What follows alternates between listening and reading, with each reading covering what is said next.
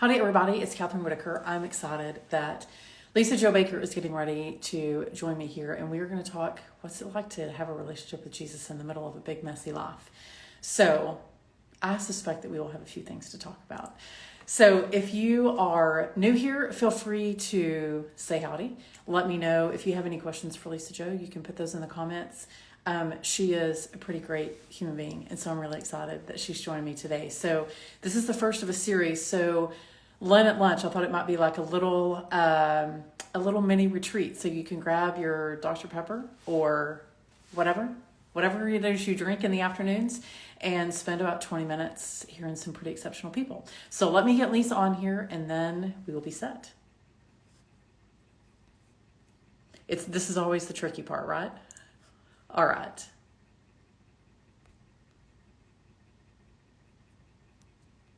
Soon. And, so today we're going to talk about a little bit about being in a relationship with Jesus and what does that look like. And then over the course of the next few weeks, I wanted to bring people on here that looked and spoke and had different life lenses than what I have. And so I think that's one thing that you're really going to take from this. I hope it is that you're going to be encouraged. So I'm excited. I don't know if you can tell, but so Lisa Jo is a writer. She just wrote a really great piece today. So I think that I read that and I was like, oh, that's good stuff. So she'll be on here to talk a little bit about what kind of a place that comes from. In order to share things like that, you have to have a good interior life. And so we're going to dive into that. So if you're not already following Lisa Jo, you should be. And so if you have any questions, I think she's here. Oh, hold on. Let's try this again. All right. I think we got it. Technology, y'all. There she is. Hey, Kathryn. Hey. I'm so glad to be here. Yeah, I know. I'm glad you're here. I was just singing your praises. I was talking about your post from earlier today. So I know it seemed appropriate to this conversation we're going to have. Very appropriate. So because I was bragging about you, but also I think it's important for you to share what it is you want people to know about you. So for people who've never heard of Lisa Jo Baker, which, by the way, I have to say, as a Southerner, I'm kind of digging that you have two first names. I'm a big fan of that. But yeah, let people know who you are, and whatever it is you want them to know about you. Sure, I will. Let me ask you, I have not done one of these before, so I'm curious for the kind folks out there. And you, like, am I cut off at the head? Can you see my You're perfect. neck? I'm like, do I need to adjust how far away I am from the screen? You're good. It's always right when you come on. You never know. You're like perfect. You got your bookcase and everything. You look good. Okay, great. I just didn't want to look like I'm like over here, Okay, so I'm a writer. I've spent about 10 years here in the online space, and I have 3 books and a Bible study that I have written, which is hard to believe. And for a long time, really, I feel like almost 3 books in, I still wouldn't have described myself as a writer, at least not on purpose. I would have said I was an accidental writer. Like, I don't know if I would have owned like being a writer or an artist. I am an attorney by training, so I'm a bit more of a pragmatist. I've always been like just do the work, man. Like, why are you taking photographs of your pretty flat lay of your computer and your coffee? Like, just do the work. But I think over the last year particularly, I have started to see more of how God calls all of us to create with him, to be co-creators with God, whatever it is we're making, whether it's spreadsheets or books or art or babies, we are co-creators with God. So I'm a writer who finally thinks of herself that way, as well as an artist who, I think primarily what I try to do is find words to put around common experiences so that we can decode what we're going through together. That is exactly what I wanted to talk to you about, and it's the whole reason why I wanted you to be the very first person as we kind of kick this off. It's sort of, I was telling people, it's sort of like a mini retreat as we sort of journey towards Easter.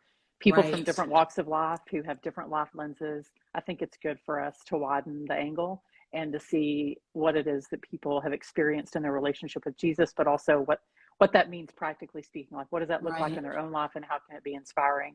I think that you do a really good job, Lisa, of balancing your interior life, which it's clear to me that you have a good interior life, with what you share externally.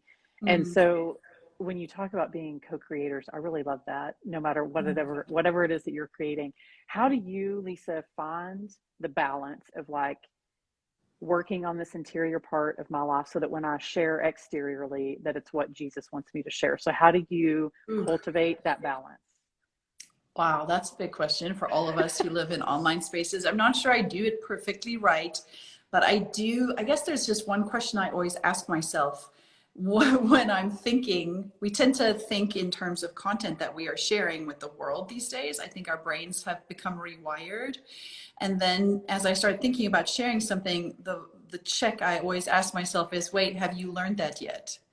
Like, have you learned that yet? Like, you're going to go teach it to somebody? Have you learned it? Like, That's have good. you owned that yet? And so then I always have to ask myself, wait, was that just for me to learn? Or is this for me to share, for other people to learn from as well? So those are the two layers I tend to go through. I always ask myself, have I learned that yet? And then if I have, was it just for me to learn? Or is it something I'm actually supposed to share and help teach somebody else? That's that's solid gold. See, this is why um, I think it's important that we have people that model things. I mean, nobody does anything perfectly. Let's be clear about that. But Sure.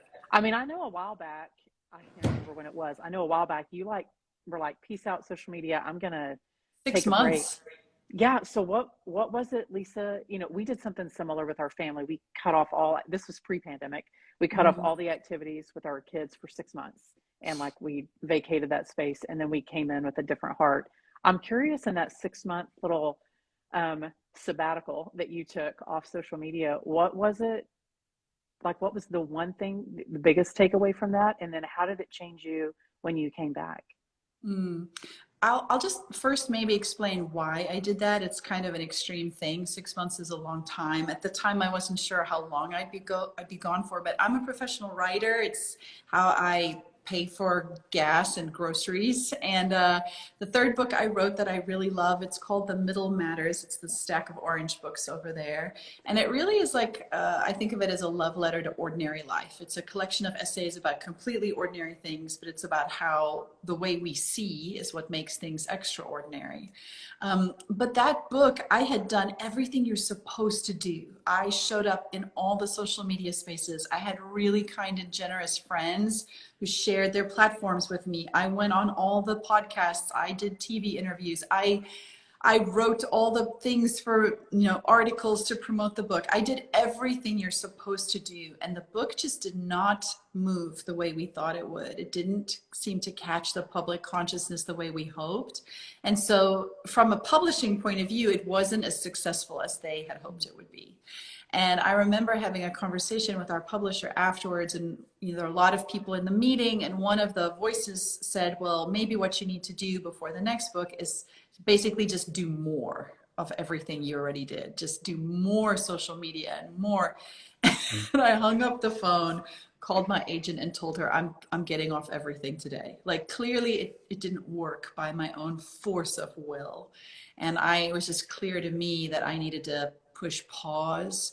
And I remember I got a sense from God where he just felt like he was asking me, Lisa Jo, is my voice enough? Like, social media has got lots of voices that either affirm us or they break us down, but we are coming to those voices all the time. And I felt like God was just asking me, is my voice enough for you? Like, will that satisfy you? And to be honest, my honest reaction was like, no, I don't know if it can. Like, I feel like I need validation in all these spaces, and it's my job, God. Like, hi, it's my job. But I did. I signed out. I wasn't sure how long it would be. I kept a diary. I called it a social media detox diary, where I recorded the experiences I was having. And the first week was so weird because I constantly realized, oh, I'm having these beautiful moments, like with my family or at a sports field or with a friend. And is it just enough for me to like have these moments? Is it enough? And I think one of the big takeaways from that time offline was, what's enough? Like, what does enough look like for us? Like, we are a very hungry culture. We want more. We want more news. We want more money. We want more in our homes. We want more out of our lives. We want more affirmation and accolades and viral moments. Enough is a really hard concept for us. And I remember that Christmas was the first, I called it a naked Christmas because I felt like it was the first time there was nothing else. Like there was no social media and no, sharing how our Christmas was with people online. And it was just us. It felt very naked and just raw in that way. And yet it was so sacred. Those spaces were really, really beautiful. And so my biggest takeaway from all of that experience is that social media is obviously a very powerful tool, but as creatures who always want more, we are always hungry for more. I think there's a reason Christ calls himself bread. It's like one of his metaphors. Like, isn't it wonderful? Like bread is such a basic thing, and every culture has its version of bread, some kind of starch that we need to fill us, that Christ wants to be enough. And I don't know that I've learned that lesson perfectly, but I certainly started to unpack what that feels like to be at a place in my life where there are no other outside voices from social media. Of course, I was still in touch with my friends and texting, etc. But there was a sense in which I was reminded that his own circles of friendship were quite small and intimate, and there's an enoughness there that's really satisfying. Well, we sometimes worry that our ordinary isn't extraordinary. Sure. I mean, all the time, I think that's like underlying yes. everything. But you've been, I took to prayer what you shared a few days ago about these ordinary moments that we have in our Mm-hmm. lives, that we somehow rank them as, well, this is okay or kind of okay. And this one, is this good enough? And speaking to your, is Mm-hmm. this enough part? But I think it's that ordinary part where most of us live. Most of us live like, if I Yeah. turned this around, it would not look nearly this nice. And you would see my 15 shirts that need to be Right. ironed, and my dinner that I have to cook tonight, and just the ordinary Right. cadence of Right. life. And when we start to think about our ordinary, and then we think about these situations that are happening, Mm-hmm. across the world, or, natural disasters that happen, we start to wonder, like, is our ordinary, like, does it matter? And Mm. second, is it enough? So when you were speaking about really pouring into your ordinary, I Mm. took a long look around my house and thought, where am I pouring, my love into? Am I pouring it into this space, or am I pouring it Mm. into the ordinary part of my life? Mm. So I actually want to dive a little bit into that. Lisa, I know you've been really articulate, as a writer, certainly, but very heartfelt in sharing. How do you process your ordinary day with big life things that are happening in the world, and Right. feeling like art is our prayer, is our love, is it enough? So maybe let's dive into that for a minute. Yeah. I mean, I think let's just begin with the season that we're in. Like Christ came and embodied us, right? He came into human form, and then he lived a pretty ordinary life, like in a small, tiny community. He ate. I always tell my kids, like, Jesus had bad breath and his feet were stinky, just like your soccer cleats are. And I'm sure he had diarrhea from bad fish some days. Like, I think we tend to forget, like, he embodied the physicality of being human. And so we lived for 2 years in Ukraine. We lived in Kiev for 2 years. We weren't missionaries. I worked for the United Nations there, but we attended a Ukrainian church. We have lots of Ukrainian friends. And my friend Zina, who is in Kiev, she's a mom. She has 2 kids. Her husband has been out volunteering in one of the security forces. But one of the things she posted was a cup of coffee. She had a picture of a cup of coffee, and she said, strangely, it's like these completely ordinary things I miss the most, like having coffee with Sam in the mornings, like us as a family at night, like watching TV or sleeping in on Saturday, or being able to take a walk. And she even mentioned like being able to go to the grocery store because she can't do that right now, thereby highlighting, right, that these so-called ordinary things really are the sacred DNA of what make us Amen. human. And so in trying to hold in one hand, like my own ordinary life, and then on the other hand, this extreme reality our friends are living overseas, I think it's easy to discount and say, if I'm not just focused on the news or talking about Ukraine all the time, if I'm not like letting myself sink into the hardness of it, I'm somehow betraying the moment. And I've been thinking about that a lot this week and have really felt myself, instead, the reverse is true. It's when we give ourselves over completely to that dark nothingness that is marching on Kiev, and we abandon our ordinary sacred rhythms, that the nothing wins, right? In fact, it's these small, ordinary things we have as a commonality with folks in Ukraine, that we are moms or dads. We know what fear feels like. We need to worry about the laundry. We are afraid. We have hope. We get to hold both of those things at the same time. And that is really where I feel like Christ meets us. And I was talking to a friend. I have a podcast called Out of the Ordinary. No shock. Like we talk a lot about this concept about how do we view the sacred in our ordinary rhythms. And this week we talked about, I don't know if you remember, Kathryn, that really like cheesy yet cult classic, like 90s movie, The Never Ending Story. Did you ever see that? Oh man, yeah, that just took me back a few years. Right? Yeah. Okay. Yeah, it's like if you're watching, like put your hand up if you saw The Never Ending Story. So I mean, like we tried to rewatch that with our kids and they're like, what is wrong with these graphics? Like this is so weird. But anyway, as you know, in that story, there is this thing called the nothing that is trying to unmake a universe.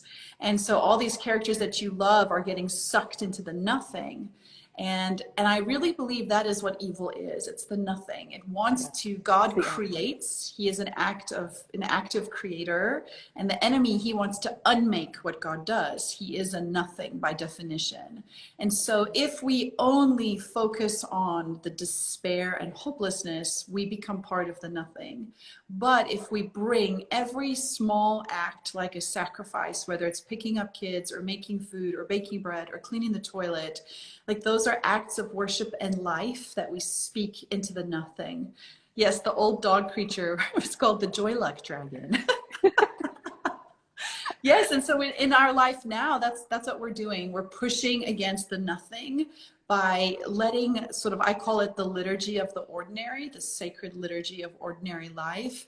And it becomes a prayer. Like everything we're doing then, that is an act of life, becomes a way to pray and intercede for our brothers and sisters in Ukraine, or, you know, in Sudan or in South Africa, like no matter where they might be, or in Chicago.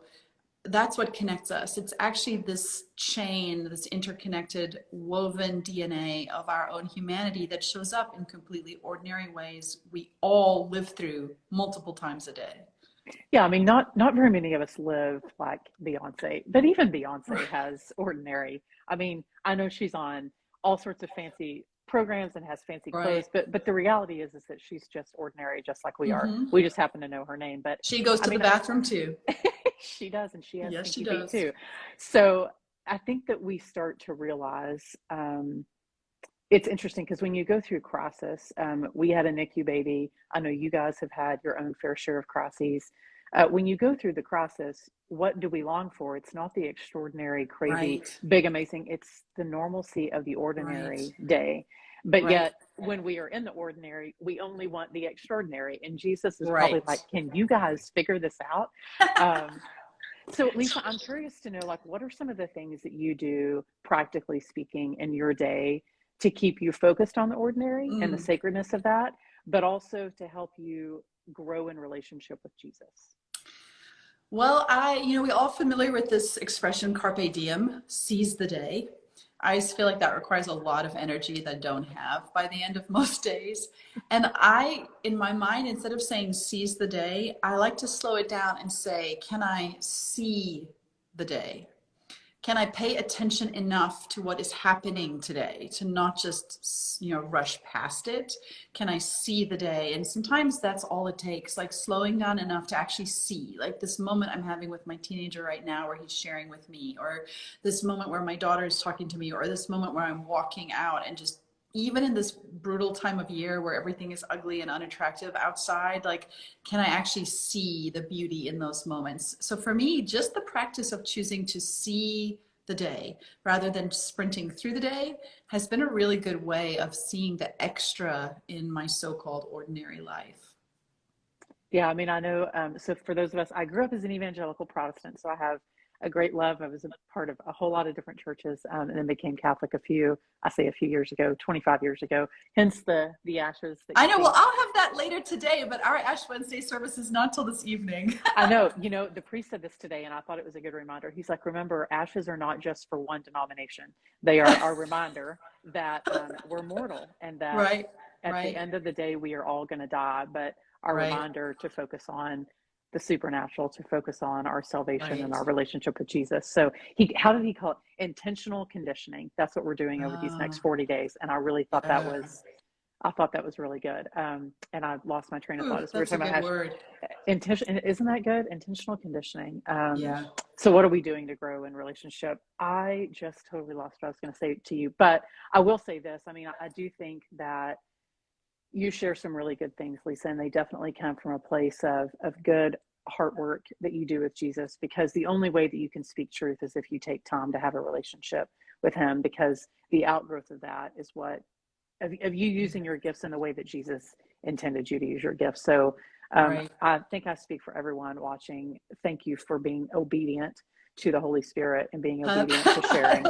I don't know. I always feel like it's not so much as obedience as like the Holy Spirit is kind of dragging me, kicking and Well, screaming in the but you're still direction doing he it wants though, me to because some go. people, I mean, he gives us a choice, right? You could either lean in or you can lean out, but you choose to lean in. I know. And And I we're all think the it's interesting. beneficiaries. You said you grew up evangelical. I attended the University of Notre Dame. So I have like a Oh deep my gosh. affinity and love for Catholicism and learned so much. I mean, really my first introduction to a lot of sort of the ecumenical experiences that lots of other traditions share, but that are specifically rooted a lot in Catholic tradition, especially around Easter, was so meaningful. I mean, there are so many things I kept saying to my husband, like, why haven't I experienced this? Like, why did I not know about these traditions? This is so amazing. So yes, I have such a love and a fondness. I've learned so much. I see Oh, our pastor just joined. Hi, I Pastor saw Tim from that. our I saw church.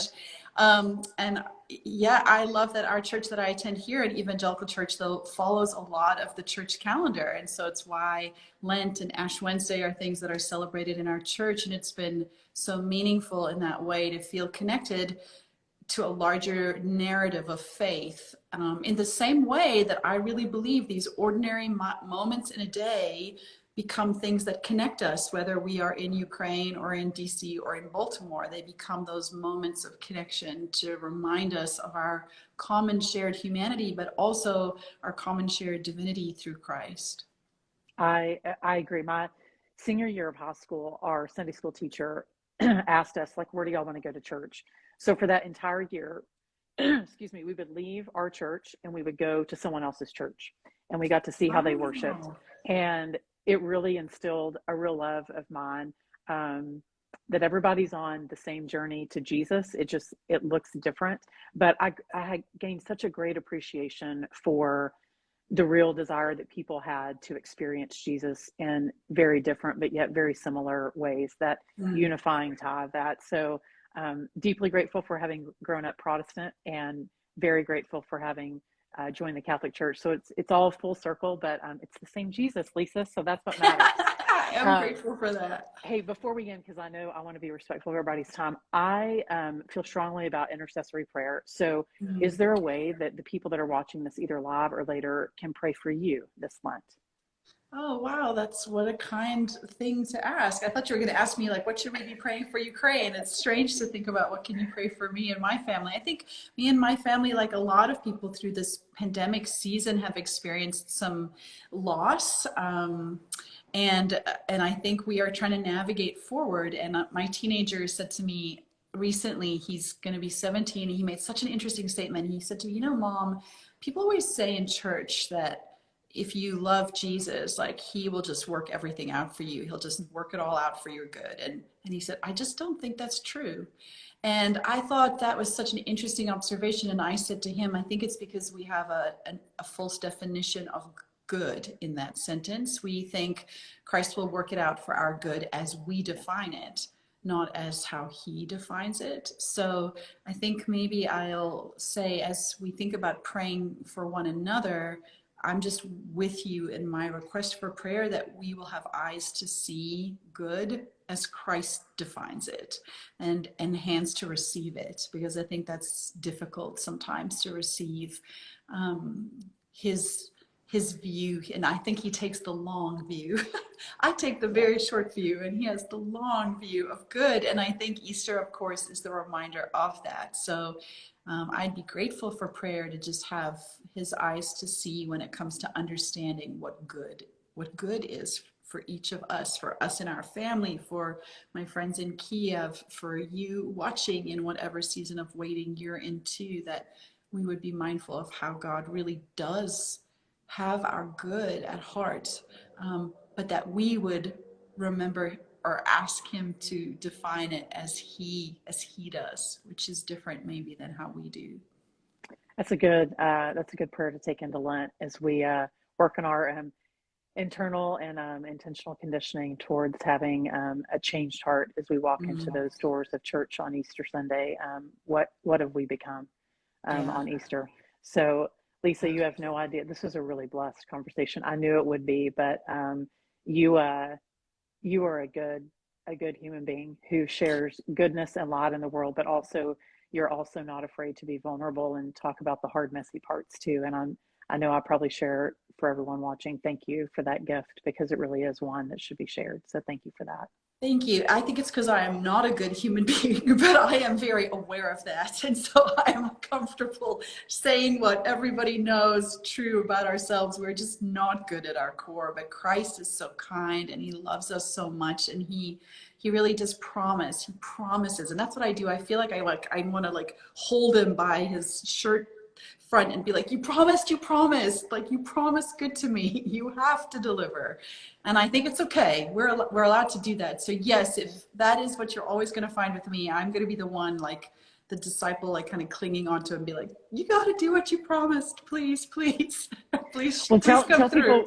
Tell people where they can find you online. Obviously, if you're watching, Here, if you want to follow me on Instagram, I'd be honored to get to journey with you over here. The other big place is I have this podcast. If you just search any podcast app that you're in, it's called Out of the Ordinary. I have a friend of 20 years who's a fellow writer and really like a poet, I think of her as. Well, my friend Layla joined. Hi, Layla.